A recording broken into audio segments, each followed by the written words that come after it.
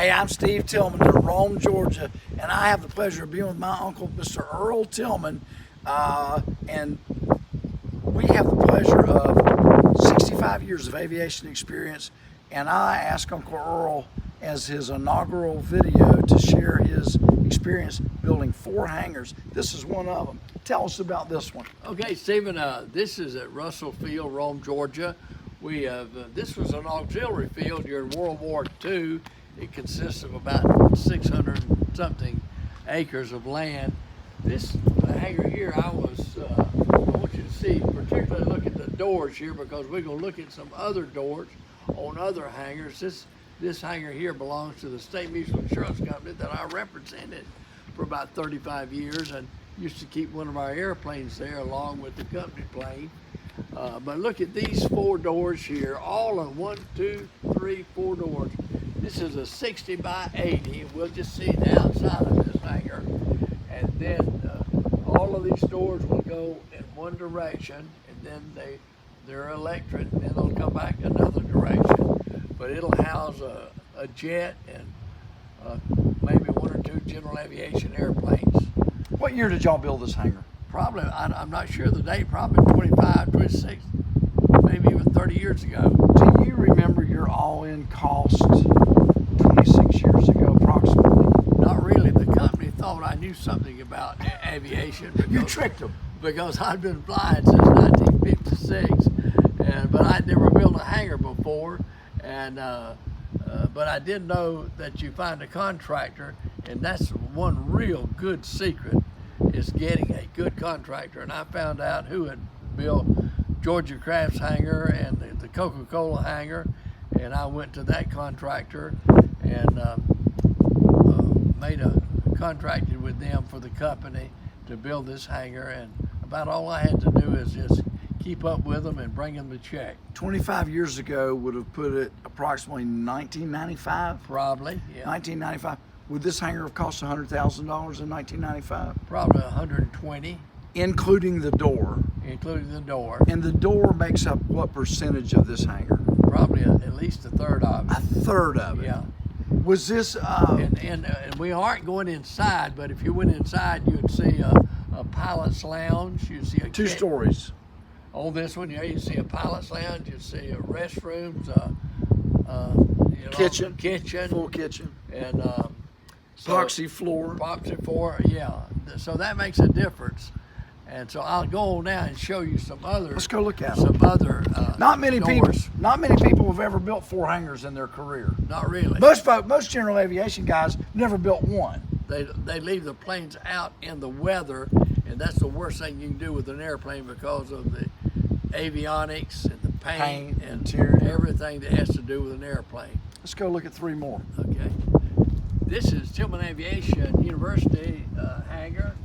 You see Tillman Aviation University here to fly. We've taught hundreds of students here to fly from all over the northwest Georgia area and some other places also. And this plane, we housed 3 or 4 airplanes here in Aranca. We never had an Aranca in here. That's one I soloed in 1956. Wow. At Aviation Flight School at Fort Rucker, Alabama. 1956. 1956. You had been how old then? I would have been about 23. 23. The world famous Richard Collins was my flight instructor. And what did it cost to fly in 1956 an hour? I don't remember the total, but it was. I was in an Army flying club, which made it good. I received my private pilot's license there. While you were in the Army? While I was in the Army, and then when I got out, I got my commercial and instrument rating and worked on my flight instructor's rating on the Korean GI Bill. On the GI Bill. So I was always sort of bivocational. I had to have a full-time job working. So support your aviation? To support my aviation. And so a lot of my training pilots was in the afternoon or late evening and on the weekends. You're a CFII. CFII. Multi-engine instructor. Multi-engine instructor. And multi-engine instrument. Multi-engine instrument. Right. And multi-engine instrument instructor. Right. And these folks don't know, but at 50 years of aviation service, you were awarded in this hangar by an FAA representative, the Orville and Wilbur Wright brother. Yeah. Orville and Wilbur Wright, the Wright brothers 50 years of aviation service award. And at that time, there was only 6 in the state of Georgia. And since that time, we have had another famous aviator, Mr. Frank Barron. He has also received the Wright Brothers Award because of his contribution to aviation. How about that? There's 2 offices. There's a Office upstairs, 2 offices upstairs, and bathroom, kitchen. And this is your second hangar that you built. And let's go around in front. I want to show you a different door. Okay. A different door. The door's a big deal. Big deal on corporate hangars. All right, this is hangar number 2 or number 3? This is number 2. Number 2. Number 2. One thing about this particular hangar, this is sort of a physical one that you have to open. It's not as expensive as the electric doors, He's got it but it's easy to open them. You get a lot of light through here, which makes it good, saves on the electrical bill. But people this day and time like to hit the button, click, and go on in. Right. Or as opposed to having to, you have to be very careful with these kind of doors. I like them very much because they're about as, the cost is about as half as much as the big electric doors. Half. So that makes a big difference. Y'all bought this out of Wellington, Kansas? And this came out of Kansas. Stack door. Stack door. And but you have to be careful. You open these doors, you'll mash your fingers. Oh No. So you have to be careful. You built this hangar how many years ago? Probably about 20 years ago. How long did it take you to get through the city and the airport transportation authority? Not too long. 6 months? Yeah, probably 6 months. And for the average guy that doesn't know it, you never own the land. No, you do not. Most airports, at least in Georgia that I know of, the county owns the land, or Right. the city, and you build and own the hangar. They give you, depending on the particular city or county. I believe it's changed over the years. It used to be on this hangar, I think it was 25 years lease.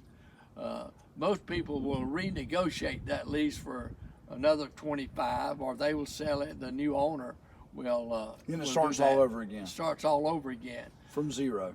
From zero, and generally you pay a square footage Land lease. land lease. On a big hangar like this in Floyd County, this airport is north of Atlanta by about 75 miles. Right. And y'all have got an ILS here, too long. I know y'all have y'all have a huge air show.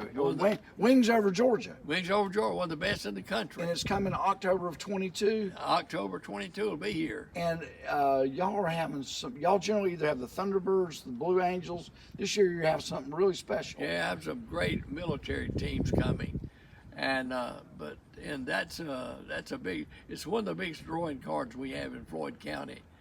For people, and they come in from all over the country. Hundreds of thousands of people. Oh yeah, thousands. It's a big show. Big show. Thousands of people will come, and so we look forward to that every year. You built this hangar how many? This probably about 20 years ago, maybe a little bit more. Do you remember the cost that you had in this hangar 20 years ago? I think 120,000. 120,000. I think so. It was. And it cost you what now? It was offered recently to some people for $250,000. $250,000. Yeah, if you bought this hangar in Atlanta, probably cost $500,000. But you can put a nice size. You can put a Citation in here, a 421. I've seen 3 general aviation airplanes in here. Yeah. You could probably stack a 4th one in here if you probably could. If you got them in here tight. Yeah. Okay. And this is where most of your instruction, when you were heavy into instructing, this is where it all took place. And we also use this hangar here. I had about 400 chairs, and we would have some great political rallies. I won't talk about the different, I'd say denomination. That sounds like a Baptist, doesn't it? No, the political Republican groups. But we've had the last 4 or 5 governors in Georgia to come here once a year for a big rally, and we'll have 400 or 500 people. Wow. Yeah. Everybody knows the Tillman Hangar in Rome, Georgia. And we did. We had one fellow running for president came. A guy that was running for president came and said, "Hey, I want to be in your hangar." Oh yeah, he came here. Yeah. All right, let's go look at your newest one. All right, let's do that.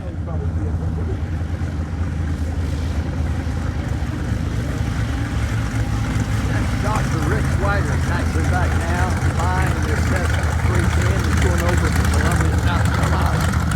Very good friend of mine. I fly soon.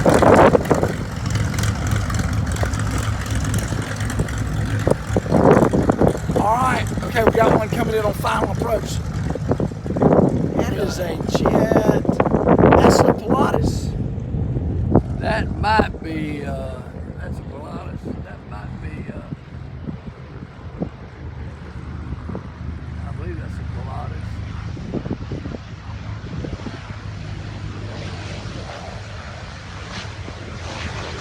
Looks like it. Now, it won't be long until you have one of those parked in here. Right. Well, that, You got a Pilatus coming. right. All right, now this is hangar number 4. Right. Yeah. And this right here, this is we've just completed this hangar about a year and a half ago, and this is Same size. same size, 60 by 80, and this hangar here and we'll go inside and see in a minute. We got a pilot's lounge, a kitchen, 2 restrooms in it, and This door, well, and that door will go up. That piece of metal there, that's a sort of a frame, counterbalance. a counterbalance. That's what they call it. Now, my friend that I sold my other 182 RG, David Perry, just built that hangar. It's not complete yet, but just completed. Right next door. Right next door. Is it a twin? Is it a twin to this one? It's identical to this one, except he's going to do a little different inside. Now these metal buildings, did they come out of Adel, Georgia? Some do. Some come out of Adel. Others come from different places. I'm not really sure where the contractor. A lot of folks don't know Adel is like the little Pittsburgh of the South. Yeah. Yeah. But you can look under Google and they'll show you a lot of hangars. You want to show us inside? Yeah, let's go inside. Okay, this is our third hangar that we built here. And what's really good about this particular hangar, maybe it won't make too much noise, but we'll open these doors, and my next door neighbor that just built one, he has a remote control. Oh, he can just click it. Just like most folks this day and time can walk up to the garage Right. or there and hit the button and it goes up. Well, he can hit it with his car or from his airplane. Nice. And so, but here, This is hydraulic. this is hydraulic. So you push the button, it makes a little noise. So that's the hydraulic pump you're hearing. It's a hydraulic pump. And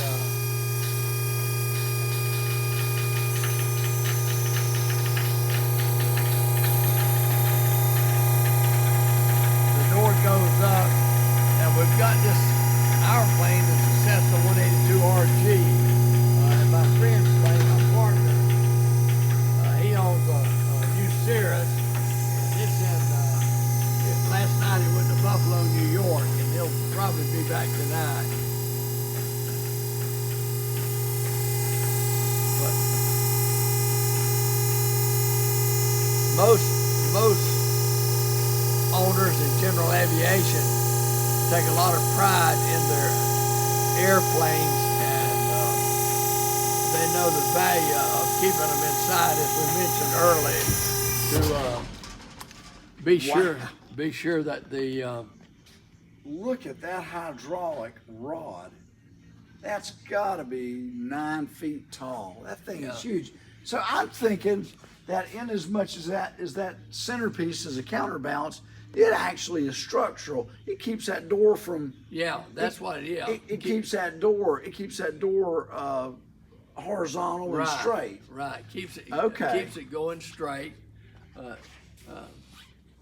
good friend of ours, he invited me to speak at their Christmas party this year up in Trenton, Georgia. He's the chairman of a bank up there, but his company did this floor here. It's probably one of the best floors in the Northwest, the way they finish floors. But you can see some of our tables and chairs, and we still have small groups, and if we have large groups, we'll lease or rent some tables and chairs. This is beautiful. But we'll go inside in just a minute and look at the.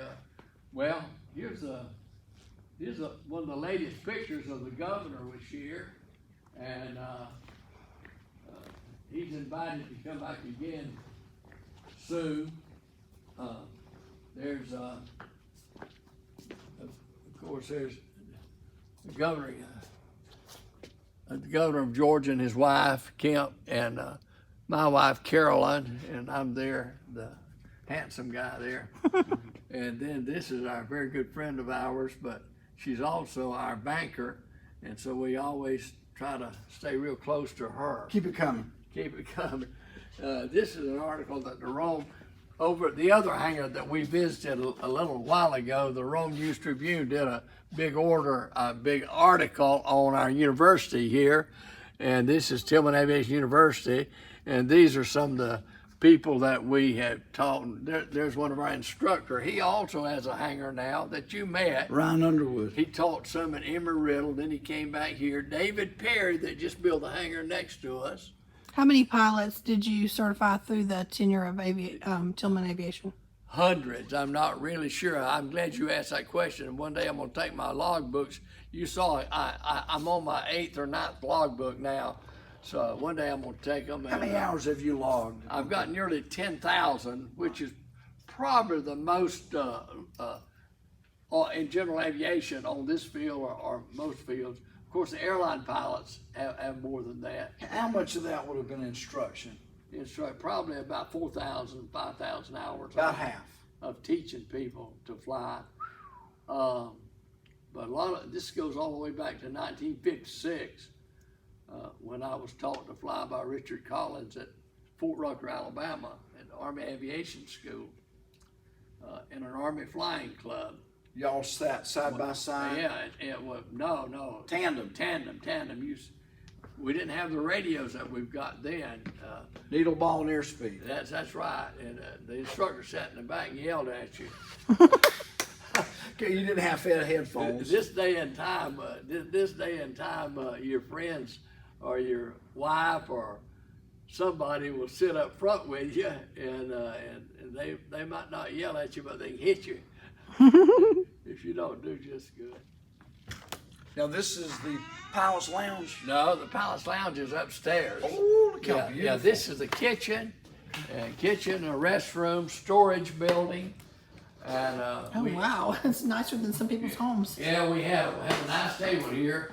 Mike White, my partner, his wife had this in storage, and she gave it to us to put in the hangar.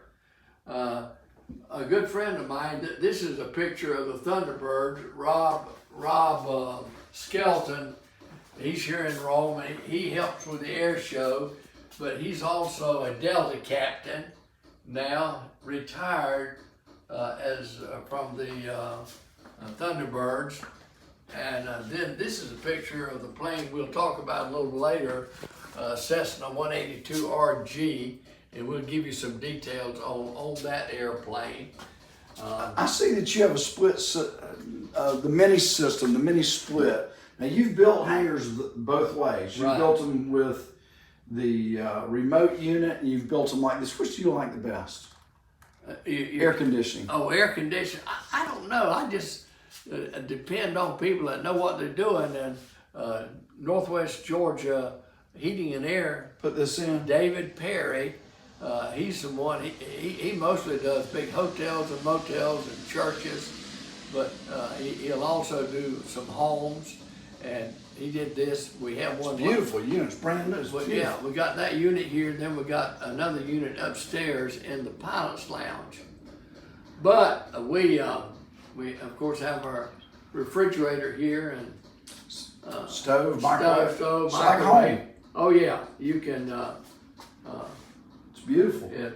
And sometime the young man that flies the Cirrus, when he might come in late at night and with the Cirrus, and he'll put it up, and sometime he'll spend the night up here. Nice. I don't know if you saw this picture, but your Aunt Carolyn, this is a puzzle.